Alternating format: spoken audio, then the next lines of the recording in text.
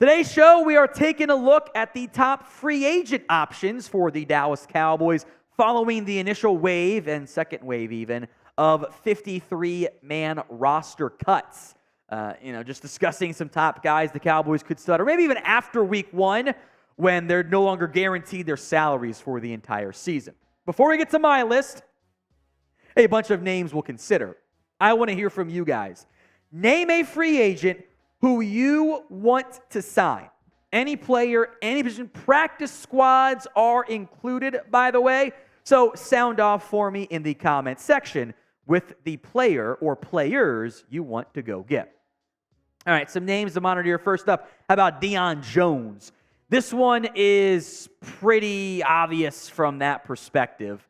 The ties to Dan Quinn have been there. I don't know how well Quinn and Jones get along these days. His numbers have dipped. He did not play that much last year for the Browns. He did not make the Panthers roster as a linebacker. That should raise some red flags in terms of what he has left. But you're thin at linebacker, so we have a lot of linebackers on this list. Kyle Van Noy, next up here. It fits a similar mold of these guys are available in September for a reason.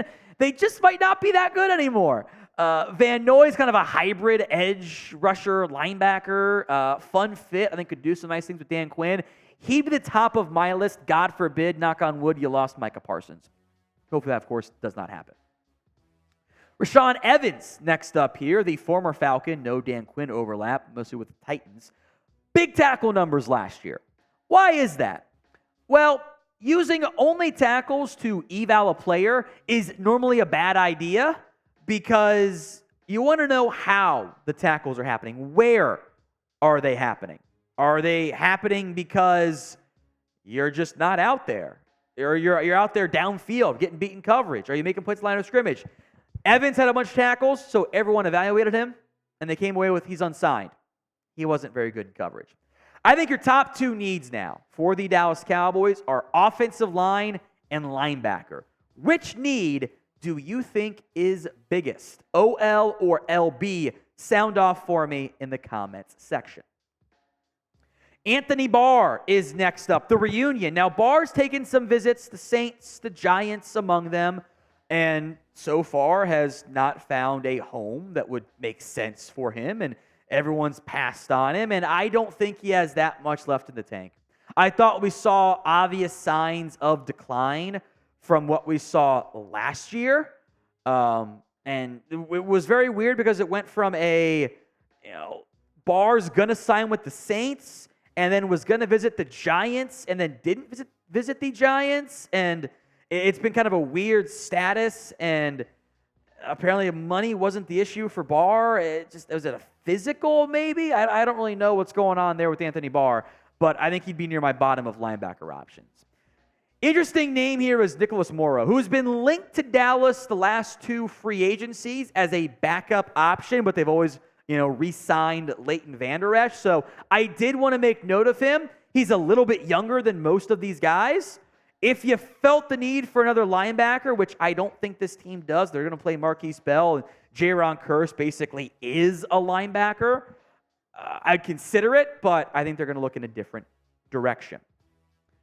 Now, we have a special deal for you guys here. Deuce Vaughn jerseys are available at chatsports.com/Deuce Vaughn. Now, these are basically the custom jerseys, so if the numbering on the font looks a little weird, it'll be right on the actual one. It'll be the proper style. They have the drop-down menu when you click that link to pick Deuce Vaughn, but it's not like a specialized jersey. So he's not changing numbers. Get yours today, chatsports.com/Deuce Vaughn.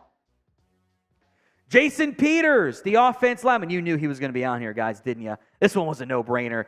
I don't love the offensive line depth. Now, I think you would have to give him time to get into shape fully, which I think is maybe a reason why he's unsigned. So a lot of these vets might be a practice squad to start and then sign to your active roster since you have some flexibility there.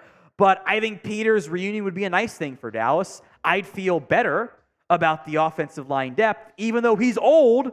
He's like, 95 in people age relative to offensive lineman age, but he still played pretty well last year at least. So would you bring back Jason Peters? Y for yes, N for no. Sound off for me in the comments section. Would you bring back Jason Peters to help fill out this Cowboys offensive line depth? Dalton Risner is next up on our list. And as we've mentioned before, there is somebody who there's something just not right here. Like, why is he unsigned? He wasn't as good last year, but he's been good in the past. He's been a good football player. Now, maybe it's a money thing, which I think would make some sense, but also like, dude, it's September. You're not going to get the money you want. Time to lower your asking costs. That's the case. Maybe it was the regression in play. I've heard some of that, but the Denver offense sucked. It wasn't all his fault. The team was bad. Maybe it was the shoving on the sidelines. I don't know. It was a bad year, I know, but like he's at worst a sixth offensive lineman in the league that does not have those guys. Like I would go out and get them. All right, Ben Jones, the center. Yeah, I'd have interest here. Yeah, something's up. You don't have a backup center, by the way. That's a big red flag for me. I don't know if the Cowboys have the answers as to why Ben Jones is unsigned. I think medicals are a factor here, to be clear.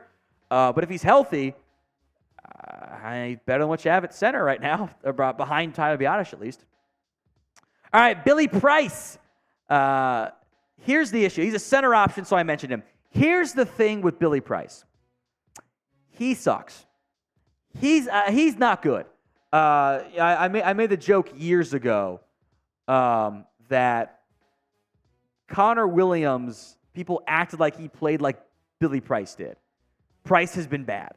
It's a center option, but it's not a pretty one.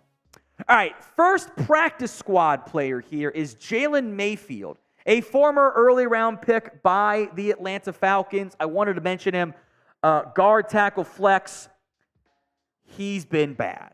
Jalen Mayfield's production in terms of what he's been at the NFL level, to put it in perspective, I would say there are some similarities between Josh Ball. Jalen Mayfield's a pretty darn good run blocker, a massive liability as a pass protector.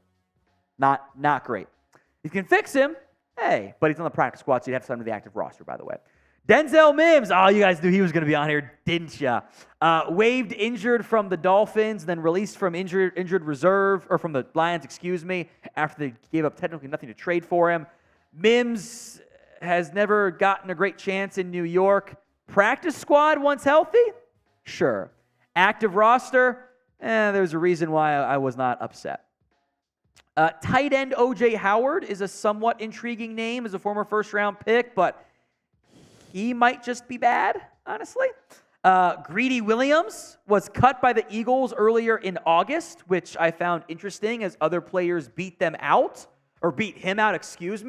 Notable name, I know many of you wanted to fuse with. This is kind of like, this grouping is the dudes you've heard of that you might have wanted 2 years ago, but maybe now it's not a great grouping, and maybe there was a reason why they ended up being available.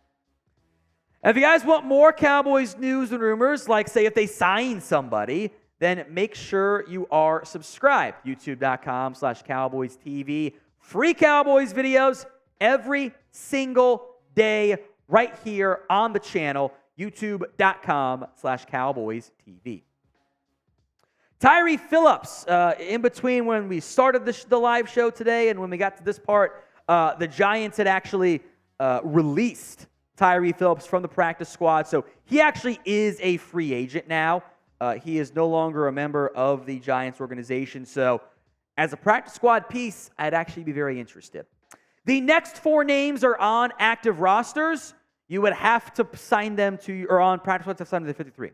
On practice squads, got to go to the 53. Sam Mustipher as a center was bad in Chicago, but again, it's offensive line play. There are not many good options.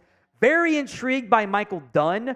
My suspicion is that this is going to be a game day call-up for the Cleveland Browns, and he won't really be available and or want to leave the practice squad, but I actually think he's pretty good. They carried 3 centers if you include Luke Weipler, so I'd at least call Dunn and say, hey, do you want to come be on our roster? Who knows?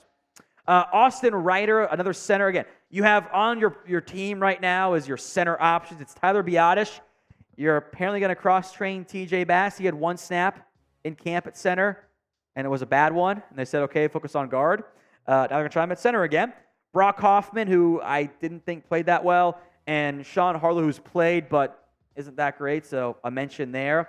And then Christian Kirksey, who's on the Bills practice squad for a reason because he was hyped as, this is the first, he got cut, he's good, we should sign him. Well, he's not that good. He's actually kind of mediocre.